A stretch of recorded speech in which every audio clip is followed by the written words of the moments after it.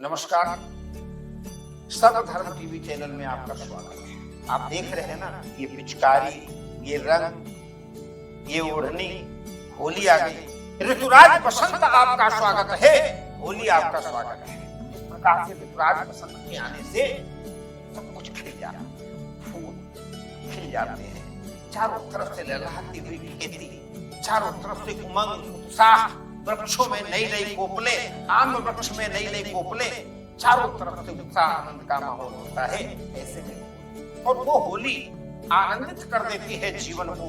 वो होली ऐसे रंग बिखेरती है जो हृदय में भी परमात्मा का रंग आ जाता है और तब मन गा उठता है, मेरे तो गिरधर गोपाल। या जिस प्रकार प्रहलाद ने भगवान का विष्णु का नाम है, परमात्मा दिल में छुपा रखी है तस्वीरें यार की, और जब जरा गर्दन झुकाई वो परमात्मा हृदय में बसे। और आज हमारे साथ हैं स्टूडियो में साहिल वसीम जी। साहिल वसीम जी प्रश्न कुंडली के माहिर हैं। आज उनसे हम होली को पूछेंगे। ज्योतिष के माहिर हैं, प्रश्न कुंडली के माहिर हैं, युवा हैं, पढ़े लिखे हैं, ऑस्ट्रेलिया से वापस आए। ऑस्ट्रेलिया में कहते मन नहीं लगा क्योंकि हमें भारतीय संस्कृति, वैदिक संस्कृति में मन लगता है हमारा। वसीम जी नमस्कार। आपने भी रंग लगाया हुआ है। ऑस्ट्रेलिया में तो ये रंग ऐसे का लगता है क्या? लगता है, लेकिन अपने लोग जो भारतीय लोग होंगे उनके पीछे भारतीय संस्कृति भी है, लेकिन अपने हिंदुस्तान की तो बात एक और है। तो हिंदुस्तान की बात कुछ और है। जहाँ पर चिड़िया करती है बसेरा, वो भारत से। आज बात करते हैं साहिल जी से होलिका के विषय। साहिल जी, ये थोड़ा ज्योतिष से हटके प्रश्न है, क्योंकि होली आ रही है। होली की आप शुभकामनाएं दो सबको। और इसके बाद में होलिका क्यों मनाई जाती है और होलिका के पीछे का रहस्य क्या है, बताएं। आप सभी को होली की अनेकों शुभकामनाएं। आपका जीवन रंगों से भर जाए, आपके जीवन में रंग तरंग, खुशहाली, समृद्धि, यश, ऐश्वर्य, कीर्ति की आपको प्राप्ति हो। तो हमारी यही शुभकामनाएं हैं। होली 2 दिन मनाई जाती है। पहले दिन में हम होलिका का दहन करते हैं, दूसरे दिन हम रंगों वाली होली खेलते हैं। होलिका दहन के पीछे एक जो कथा है, आज मैं आपसे उस कथा के बारे में, उस कथा के विषय में मैं आपसे चर्चा करूंगा। एक राक्षस थे हिरण्यकश्यप। वो अपने आप को भगवान समझते थे। उन्होंने जब और तब करके ब्रह्मा जी से वरदान मांगा कि उन्हें कोई घर पे ना मार पाए, कोई बाहर ना मार पाए, ना आकाश में, ना पृथ्वी में, कहीं भी कोई उनका वध ना कर पाए। कोई असुर, कोई राक्षस, कोई देवता, कोई उनका वध ना कर पाए, ना उनको कोई अस्त्र शस्त्र से कोई नुकसान पहुंचे, ना उनको कोई कहीं भी कोई उनको ना कर पाए। उसके बाद प्रहलाद जी जो उनके सुपुत्र थे, वो शुरू से ही विष्णु जी की आराधना में लीन थे। जब हिरण्यकश्यप जी को वरदान प्राप्त हुआ, उसके बाद उनके अंदर बहुत अहंकार आ गया और वो अपने आप को भगवान समझने लगे। उस वरदान के प्राप्त होने के बाद वो चाहते थे कि सारे उनकी पूजा विष्णु जी की तरह करें, क्योंकि वो अपने आप को भगवान समझ रहे थे। देखिए, दुनिया में क्या होता है, जब पैसा आ जाता है ना, साहिल जी का कहना क्या है, जब पैसा आ जाता है ना, तो लोग अपने आप को अहंकारी बनाते हैं। रावण जी तो ऐसे ही अहंकारी बना, ऐसे हिरण्यकश्यप अहंकारी बन गया, क्योंकि हिरण्यकश्यप ने कहा कि अब हमें कोई मार नहीं सकता है। रावण ने भी कहा हमें कोई मार नहीं सकता है। और आज संसार में भी बेहद बहुत से ऐसे लोग हैं जो अहंकारी होते हैं, हमें कौन मारेगा, हम सबसे ऊपर हैं, हमारे पास पैसा है, हमारे पास धन है। ठीक है ना, यही बात है ना जी? जी। तो प्रहलाद उनका पुत्र था। उनके पुत्र प्रहलाद जी विष्णु जी की आराधना करते थे, जो हिरण्यकश्यप को बिल्कुल भी रास नहीं आई बात। उसके बाद उन्होंने प्रहलाद जी को बोला कि तुम्हें मेरी आराधना करनी पड़ेगी, जिसके ऊपर प्रहलाद जी ने बोला कि हमारे तो परम पिता परमेश्वर विष्णु जी है, मैं उन्हीं की आराधना करूंगा, मैं आपकी आराधना नहीं करूंगा। इस बात से क्रोधित होकर हिरण्यकश्यप ने बहुत रणनीतियां बनाई, जिससे वो प्रहलाद जी का वध करना चाहता। साहिल जी, प्रहलाद जी को सबसे पहले तो पर्वत से ऊपर नीचे फेंक दिया था ना, तो किसने बचाया था? विष्णु जी की, ठाकुर जी की असीम कृपा थी उनके ऊपर।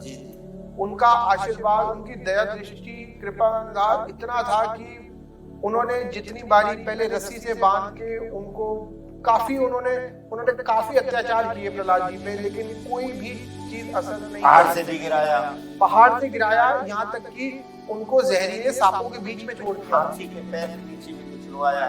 लेकिन जब प्रभु की कृपा होती है तो ये सारी चीजें हमारा कुछ नहीं बिगाड़ पाती। देखिए सही बात तो ये है ना, जा पर कृपा राम की होई, अरे ता पर कृपा करे सब कोई। प्रहलाद को बचाने वाले कौन थे? अभी साहिल भैया ने बताया ना कौन थे वो, सबका रक्षक, सबका मालिक। इसीलिए तो तुम निरहंकारिता पूर्ण कार्य करो, निरहंकार बन के अहंकार मत करो। परम ब्रह्म परमात्मा क्षित जल पावक गगन समीरा, ये 5 तत्व तो आपकी रखवाली कर रहे हैं, आपको देख रहे हैं, आपकी रिपोर्टिंग कर रहे हैं। भैया जी सही बता रहे हैं कि प्रहलाद को बहुत कष्ट दिया गया, फिर बचाया किसने? प्रहलाद जी को विष्णु जी की परम पिता परमेश्वर हमारे प्रभु ने असीम कृपा उनके ऊपर असीम दृष्टि डाली। उसके बाद जब इन सारी चीजों का प्रहलाद जी पर कोई असर नहीं हुआ, फिर हिरण्यकश्यप ने क्रोधित होकर अपनी बहन होलिका को बुलाया। फिर उन्होंने एक षड्यंत्र रचा, होलिका अपनी बहन होलिका के साथ मिलकर। उनकी बहन होलिका के पास एक हरा वस्त्र था, जिस हरे वस्त्र से अगर वो उस हरे वस्त्र को धारण कर लेती थी तो उनको अग्नि में कोई दिक्कत नहीं आती, वो अग्नि में भी प्रवेश कर सकती थी। तो हिरण्यकश्यप जी ने होलिका को कहा कि आप प्रहलाद को लेके अग्नि में प्रवेश करो और उनका वध हम ऐसे ही करते हैं। इस रूपरेखा के अनुसार हिरण्यकश्यप ने होलिका को प्रहलाद जी के साथ बिठाया, मतलब और लकड़ियों को लगा करके चारों तरफ से जी जी जी अग्नि में बिठाया। लेकिन कहते हैं ना, जब प्रभु की कृपा होती है ना तो फिर कोई बाधा संकट कष्ट कलेश हमारा कुछ बिगाड़ ही नहीं पाता। प्रभु की कृपा तो देखिए, वो हरा वस्त्र जिससे अग्नि से सुरक्षा होती थी, वो हरा वस्त्र उनके प्रहलाद जी के ऊपर आ गया और उस अग्नि के अंदर होलिका का दहन हो गया। होलिका उसी अग्नि में जल गई और प्रहलाद जी को का बाल विवाह नहीं हुआ। तो इसे कहते हैं प्रभु की असीम कृपा। आज उसी होलिका की इसी सारी कहानी के बाद जब हम हवन करते हैं, जब ये सारी की सारी जब भी हम अग्नि प्रज्वलित करते हैं होलिका दहन वाले दिन, हम परिक्रमा लेते हैं, इन सारी चीजों के पीछे जो उसका भावार्थ है, जो उन सारी पीछे है कि हम उस होलिका दहन के अंदर हम सारी नकारात्मक ऊर्जा, सारे दुख संकट कष्ट कलेश पाप, इन सब को हम उसी के अंदर दहन कर देते हैं और अगले दिन हम उस चीज की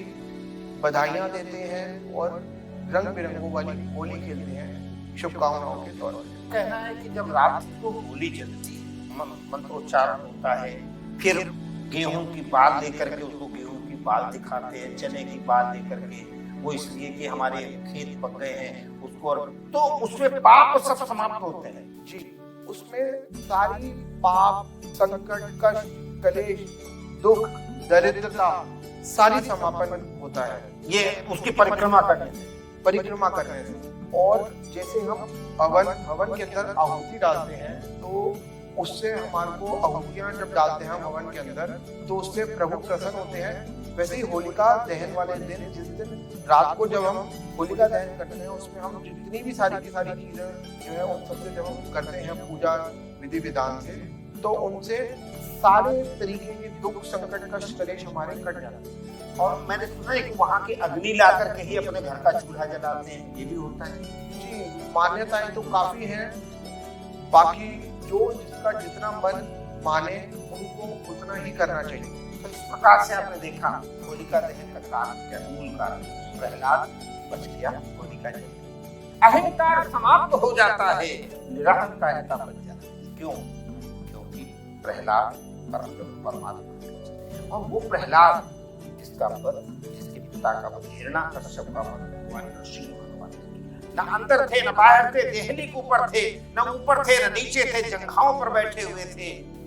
और मलमास जो आता है ना, वो मलमास था, न रात्रि थी न दिन था, सायंकाल का समय था। कहाँ तक दौड़ हो गया? परमात्मा को प्राप्त करने के लिए आपको दौड़ने की जरूरत नहीं है, आप बैठ जाइए, उनका नाम स्मरण कीजिए, परमात्मा स्वयं आ जाएगा। तो ये है होली की कहानी।